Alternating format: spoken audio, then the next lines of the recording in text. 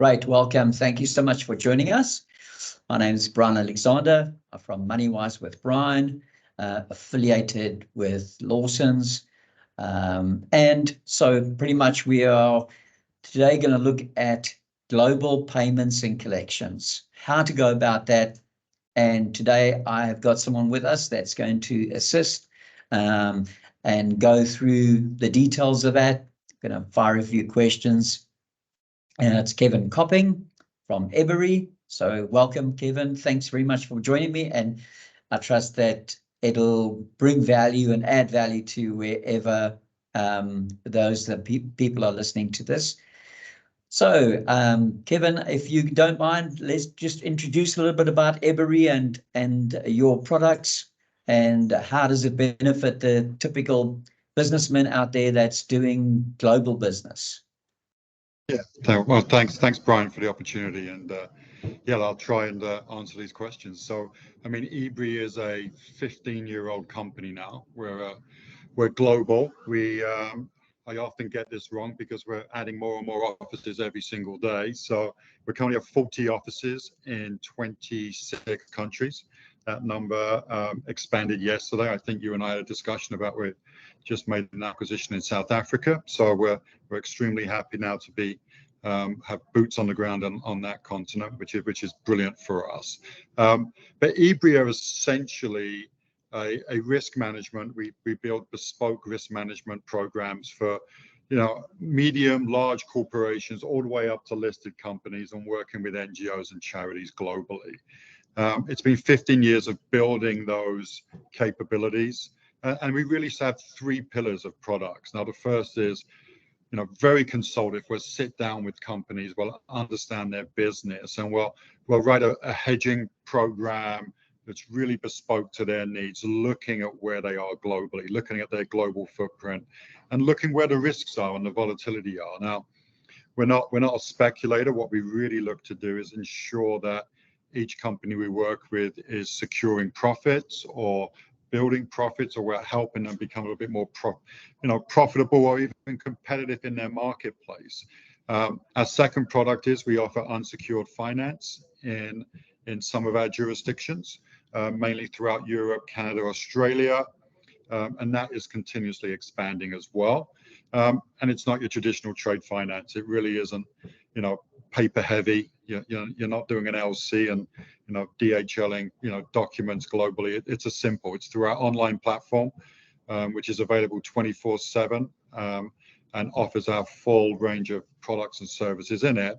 And something we're focusing on today is payments and collections. So we're able, through our payment rails globally, to receive and make payment domestically in most of our markets where we are.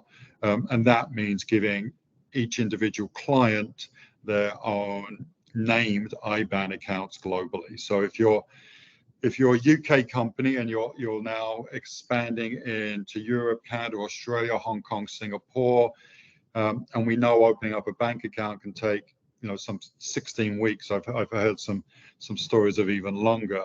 Once you're an Ebury client, I can open those accounts in under 24 hours for you and give you that ability to operate and receive funds domestically.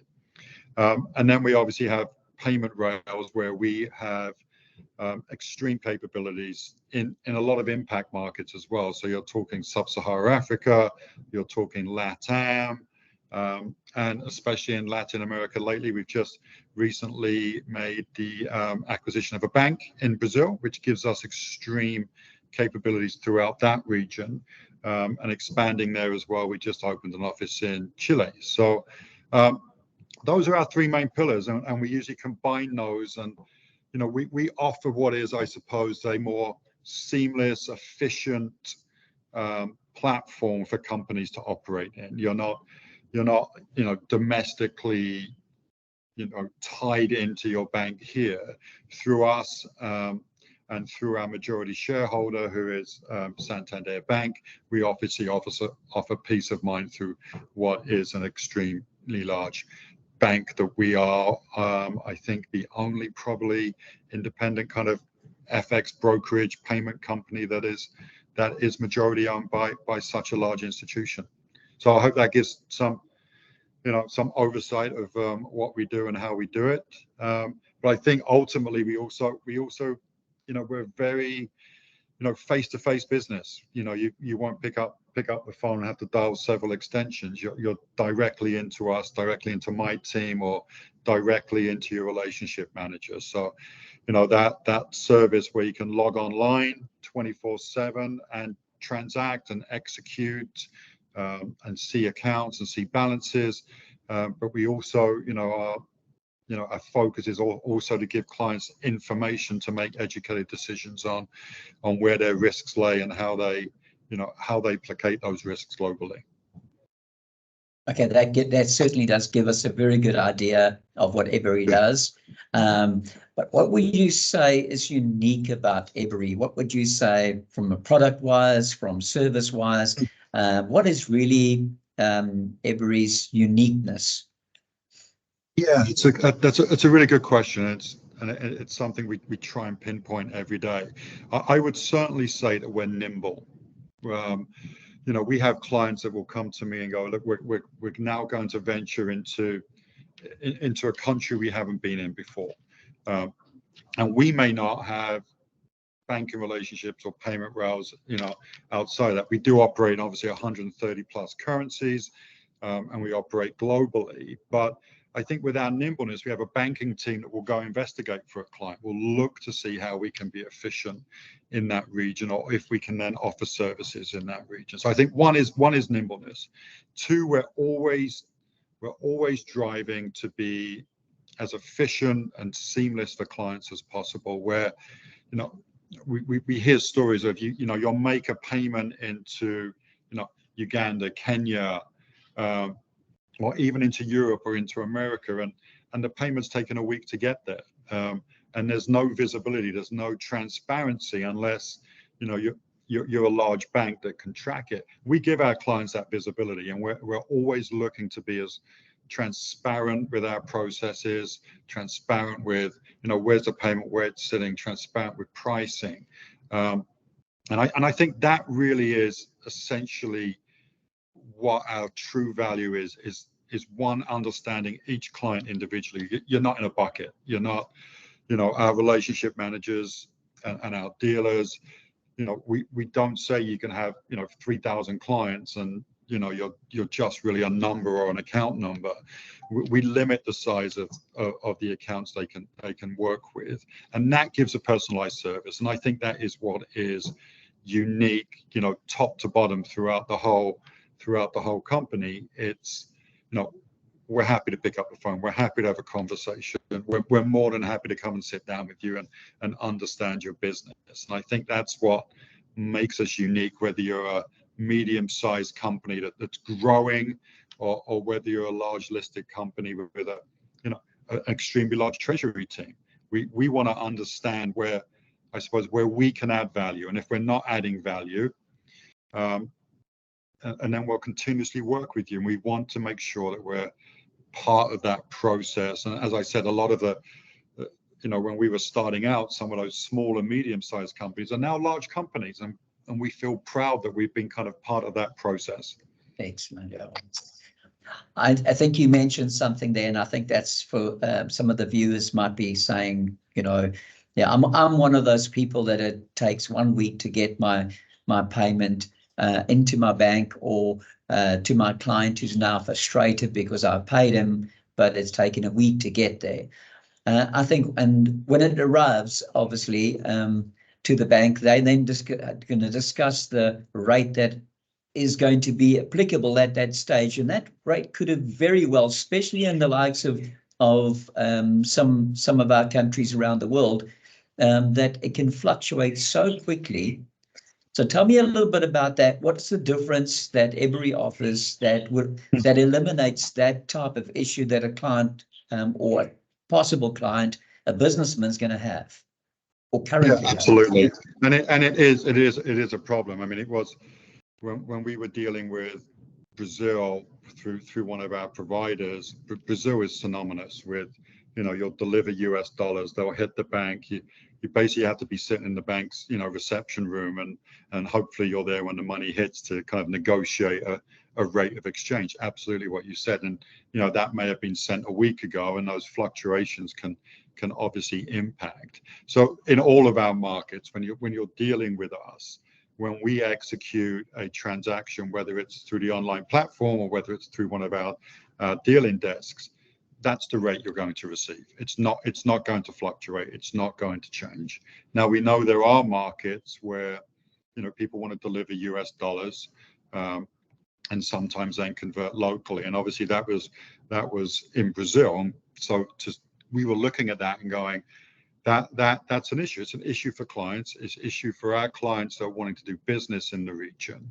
And that was one of our main reasons for actually making that acquisition of a bank. So now, even if we've got clients transacting locally, the rate we give you is the rate that you're going to receive. It's not going to change. And we're going to get funds there, whether it's 24 hours, 48 hours to probably some of the more obscure banking systems that there are in the world, but it's certainly not going to be a week. It's certainly not going to be 10 days. And when you say to me, look, I've got, $100,000 I need to send that to India, Pakistan, sub-Sahara Africa, I'll give you a rate today, and that rate is not going to change. And we will deliver that domestic currency from the agreed value that we're going to give you. And our system punches out a notification to you immediately as we lock that transaction in. And so you're not, I suppose, at the mercy of, fluctuations, deliverable FX, rate of execution. We give you, I suppose, the peace of mind that, the transactions happen, you understand what that domestic currency amount is, and that's the domestic currency amount that will be delivered globally through eBri. And that's super. I've had in my own personal instance where I would send money from, say, Mauritius, maybe in dollars or in our currency, through to South Africa, for example, and I cannot send it through in the South African currency. So what I'm doing is I'm sending it through in dollars. It then arrives. I then have to get someone to pick up the phone and phone me. They see it's a Mauritian line. So it causes a few complications and days extra of wasted time, and I'm waiting to find out the currency. So can it be done that monies can be transferred, for example, in South African rands into South Africa, which would then eliminate that issue? Yeah, absolutely. And that, we've been doing that, obviously, over 15 years. We've built up, obviously, a very large pool of, I suppose, in the industry, we call it liquidity providers that actually will have local currency on ground in country. So for the most part for us, when we're executing a transaction, you'll give me your Mauritian to eBri partners, to even to your named account that's with eBri, then I'll deliver rand locally. Right, so we're not part of that, I suppose, the SWIFT network. Right, if we can deliver locally through our own entities, we'll do that.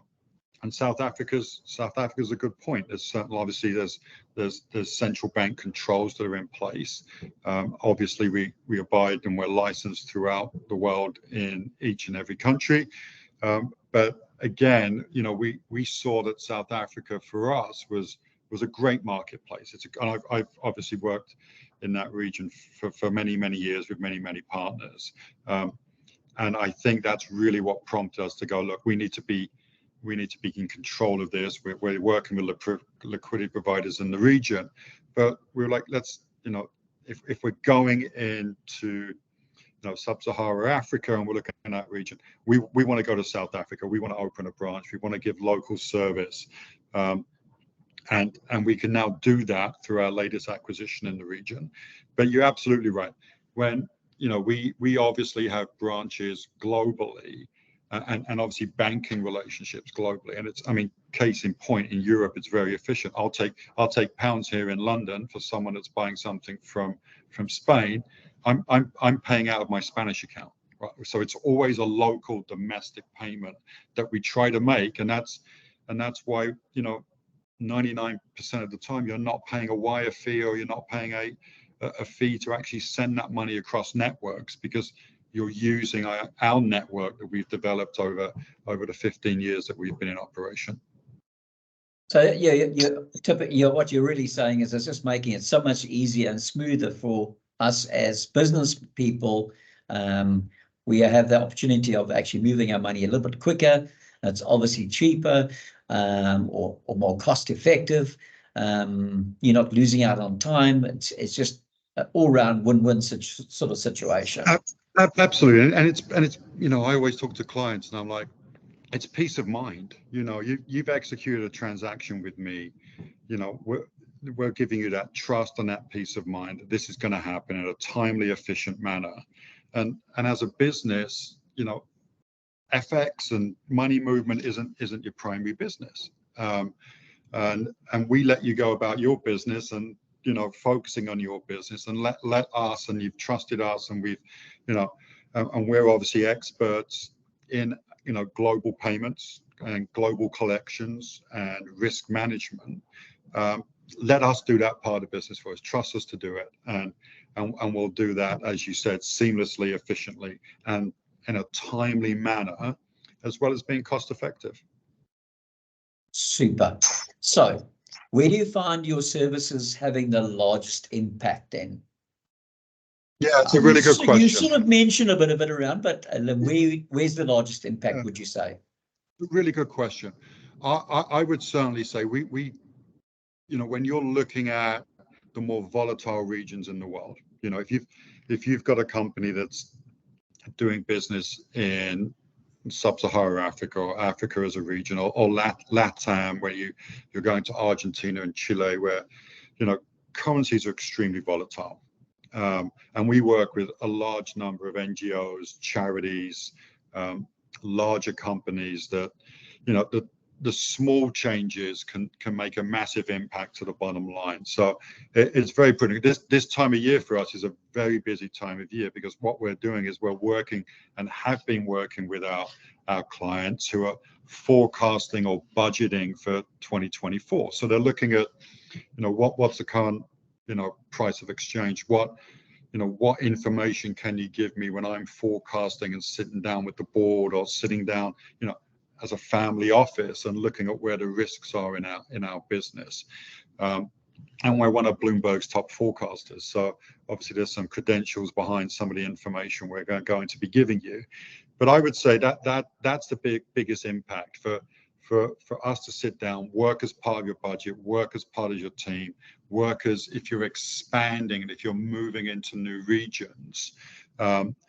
We come in, and we look at geopolitical, economic risks, market volatilities. We're going to map that out, and I think where it comes into is the impact truly sits at, one, can we make you more profitable? And can we help you grow as a business? Because if we do that, you'll talk to other people, and obviously as a company we expand our services. But I think it's, one, the planning stage, and two, where you're looking at countries where there's volatility, there's central bank restrictions, there's a lack of liquidity. I think that is really where we can make a strong impact to your business.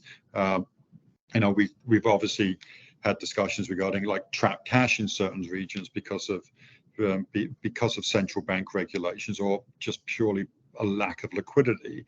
We can come in and we can help with that. We've done that for several of our clients, and quite honestly, it really is use us, use our services, use our knowledge, use our team. We have a banking team that works extremely hard looking for solutions for our clients. So we're solution driven, and I think that's the biggest impact.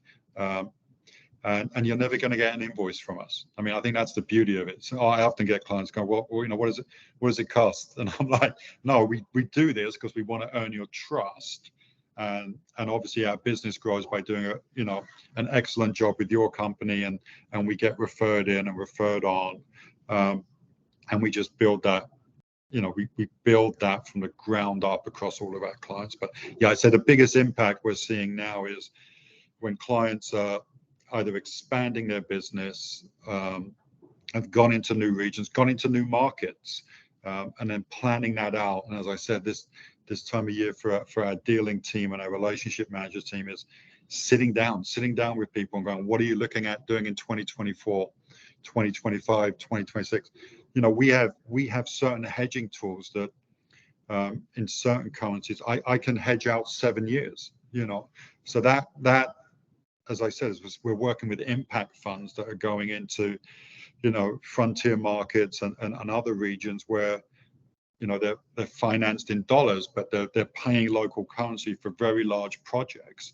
We can give stability for up to a 7-year period in some of those markets. And I think being able to, I want to hold on you on that point there just before you go further on. So I fully understand what you're saying, but I just for that person that really doesn't understand the hedging and forward contracts, just give us a little bit of insight into Ebury's forward contracts, just a very quick summary of how does it practically work when you talk about hedging forward contracts.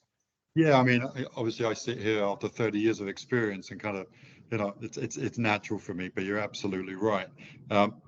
So if you're looking today and you're going into a market, a volatile market, let's even, you know, let's pick Kenya as a marketplace, and you're selling goods into Kenya, or your commodities are coming out of Kenya.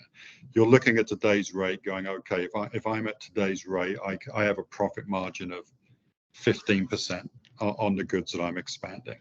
If that currency moves next month, your profit margin can get eaten into, and obviously that impacts your business. It's harder to reprice your goods, especially when you want a competitive edge in that market. What we can do as Ebury is we would look at today's budget rate. We would look at saying, we would sit down with you and go, where are you budgeting your goods? What are you using as an exchange rate to revalue and look at margins? What we then have the ability to do is to say to our clients, I can give you that rate for the next year, 2 years, or 3 years.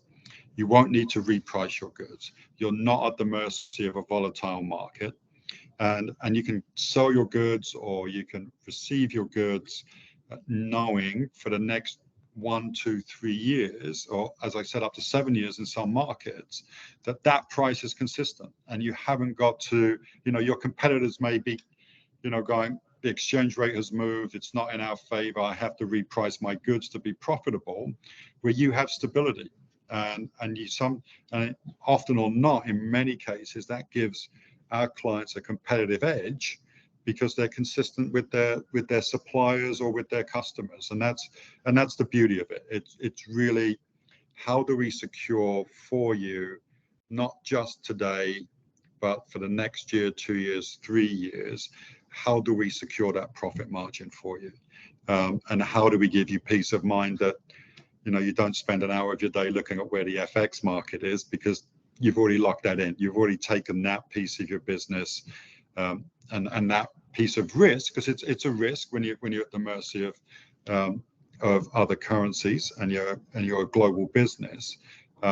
We do that, and I often say, you know, let us kind of be the treasury desk in your office, and we'll handle that for you.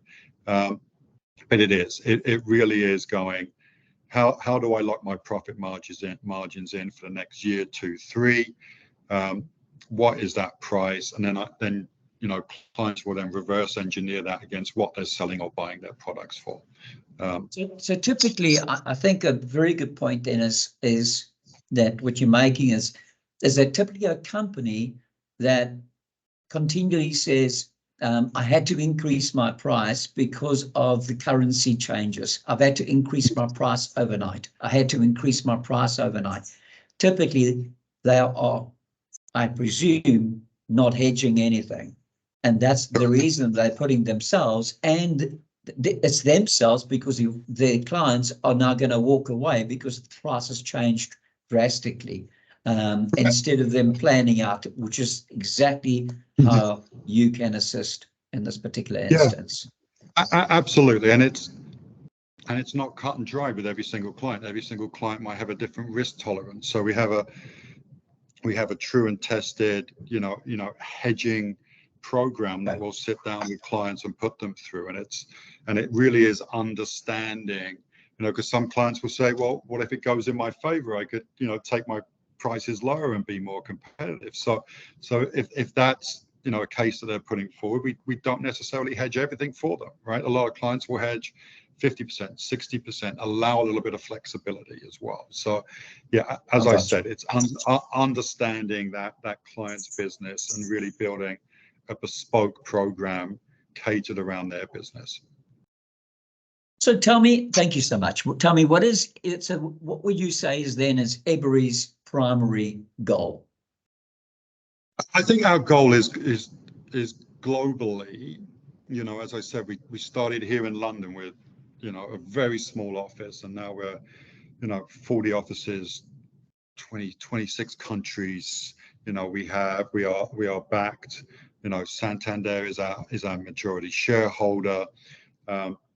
It's not, it's public that we're looking to IPO in 2025. So aggressive plans, but primarily I think our mantra has always been, how do we make global trade efficient and easier for customers? And is that through your client in London, and we also offer services in all our other offices, and you can walk into one of our other offices and sit down and talk to someone, or you're expanding and you're looking at. So I think it really is, how do we make global trade easier, more cost effective, and how do we help clients, new clients, existing clients, how do we help them grow?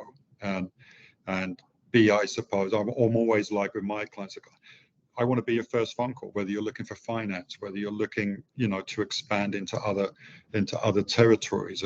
If you're telling me we've just got a new vendor that's in Europe and they're having difficulty paying us, I'll give you a Euro account in Germany, France, Belgium, wherever you need it. But it is making it easier for small businesses, medium businesses, large businesses. And I think, as you said in the beginning, right, just being efficient, and offering the services, and we listen to our clients. So it really is, developing products, developing our services. We had a big cry out, like, you guys don't have an app. So, it's the last thing the development guys want to hear, but it's like, no, we've done one, it's in testing and we're launching it. So I think we listen, but yeah, definitely making global business easier, efficient, and cost effective.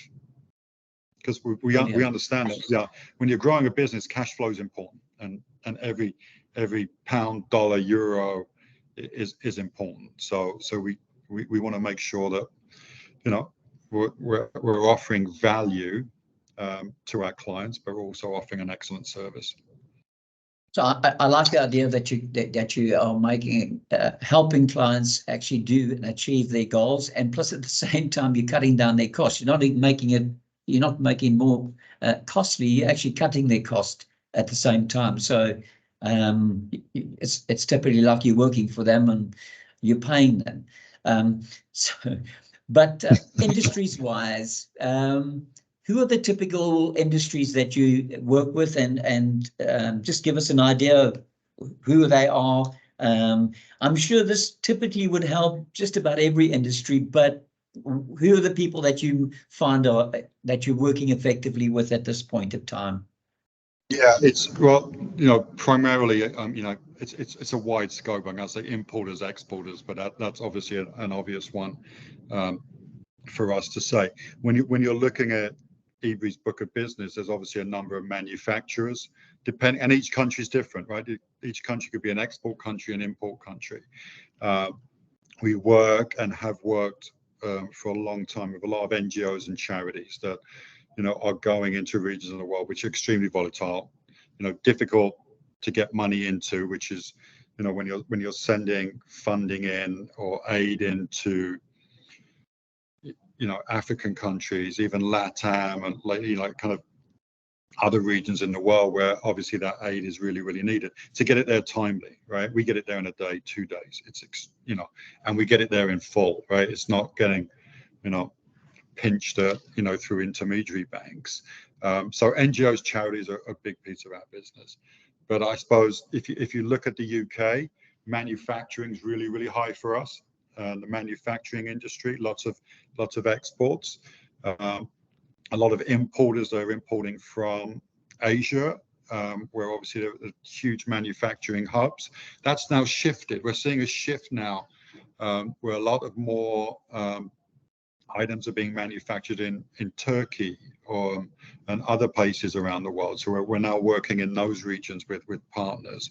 But manufacturing, if you look at our Spanish teams, tourism's up there. Which is I think unique for that region. You look at Australia, looking at gold mines and mining and more resource-driven companies, and we also work with commodity companies. As you know, Africa for us is a very commodity-driven business. So we'll work with Swiss companies buying sugar, or the sugar industry, as well as rice industries and other resources globally. But also we're very careful. We understand that we also an ESG program. So we're also looking at what industries do we not want to go into. Right. So we're extremely careful on that stage. We've helped solar farms throughout Brazil recently, and we've helped a new bus fleet in Spain that's more efficient. So I think we're also looking at especially when we're looking at financing, what we've got to be careful. And I think we've also got we're very ethical, and we want to make sure we're doing the right thing with the right companies at the right time. But yeah, to answer your question, we in London, because China was such a large manufacturing and UK companies, there was a language barrier. We actually set up a Chinese speaking desk here in the London office to help English companies and UK companies understand and be more adept at dealing in that region. And we work with several chambers globally. And but yeah, to answer your question, anyone really operating globally, we're happy to help. Okay. But some of our bigger companies are obviously those impact funds and larger PLCs that really have a very large global footprint where we can come in as kind of one treasury function for them. So tell me, just to finish off, I think typically give us a last bit of advice for those companies that have not, they don't have a particular system. They're working with the old scenario banks and reliant on the banks. For those people, and also for those that maybe have really set up systems, but it just isn't flowing like it should. What would your word of encouragement be to that last piece of advice? Yeah, I mean, word of encouragement.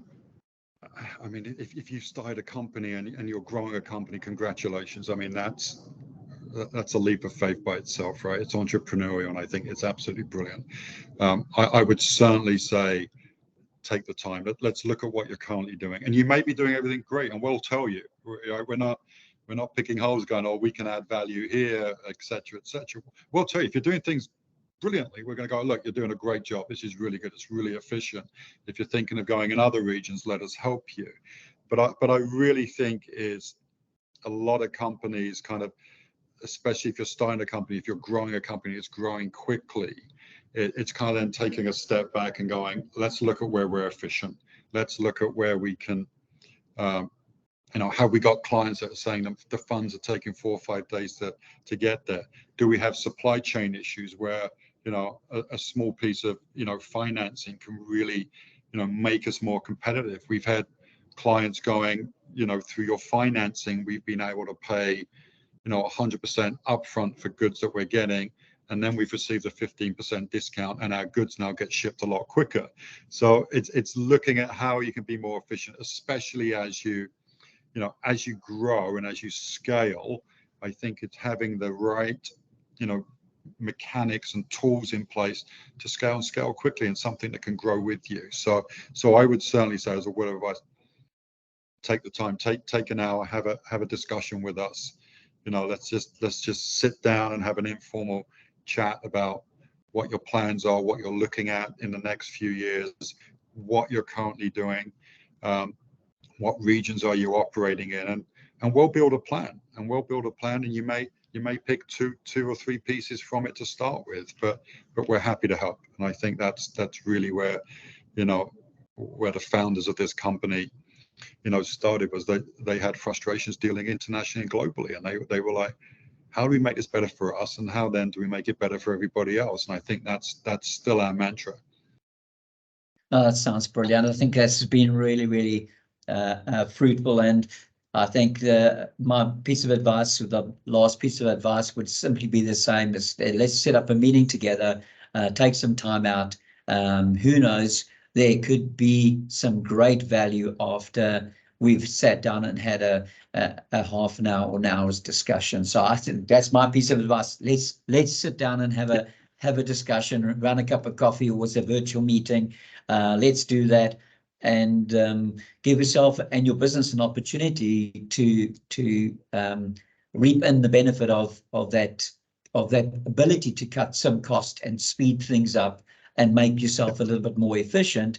We talked about hedging and being able to facilitate the way that you do your work. So we look forward to having a chat with you, and so just send us an email, and we will happily set up a meeting with you. I think look forward to it. Thank you so much for your time, Kevin. I really appreciate it, and look forward to setting up meetings together with yourself, with anyone that may be interested. Look forward to it, and thank you for your time. Yeah, thank you for the opportunity, Brian. It's been great, so thank you very much. It's a pleasure, and look forward to seeing anyone else further as we set up a meeting together with you. Okay, that's it from us.